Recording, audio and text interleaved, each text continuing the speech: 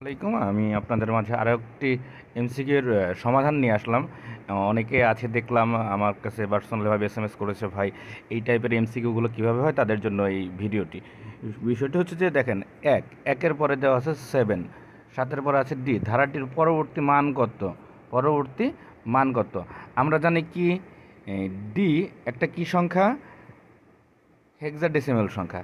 D একটা হেক্সা সংখ্যা। এখন আমাদের এই সংখ্যা থেকে এই সংখ্যার ডিস্টেন্স এবং এই সংখ্যা থেকে এই সংখ্যার ডিস্টেন্সটা দেখতে হবে। তাহলে এখানে দেখেন 1 থেকে 7-এর মধ্যে ডিস্টেন্স কত? 6-এর ডিস্টেন্স। তারপরে তাহলে 7 থেকে ডি বা 13 এর ডিস্টেন্স কত? এখানেও কিন্তু 6। তাহলে 13 থেকে যদি 6 ডিস্টেন্স করি, তাহলে কত হয়? 13 আর 6 যোগ করে দিলে আমাদের দেখেন আসতেছে কিন্তু 19। এখন কেউ যদি এখানে 19 দেন, এখানে যদি 19 দেন, উত্তরটা কি হয়েছে? না, উত্তরটা হয় নাই। উত্তরটা এটা হবে না। তাহলে উত্তরটা কি হবে? উত্তরটা হবে, আমরা জানি কি এইটা সম্পূর্ণ একটা ডেসিমাল সংখ্যা। তাহলে আমরা হেক্সাডেসিমাল সংখ্যা।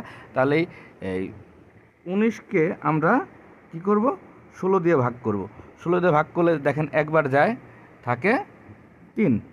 তারপর আবার 16 দিয়ে যদি ভাগ করি, এই 16 দিয়ে যদি ভাগ করি, থাকে এখানে 0, এখানে 1। তাহলে অ্যান্সার কত আসবে? সুতরাং 19 60 সমান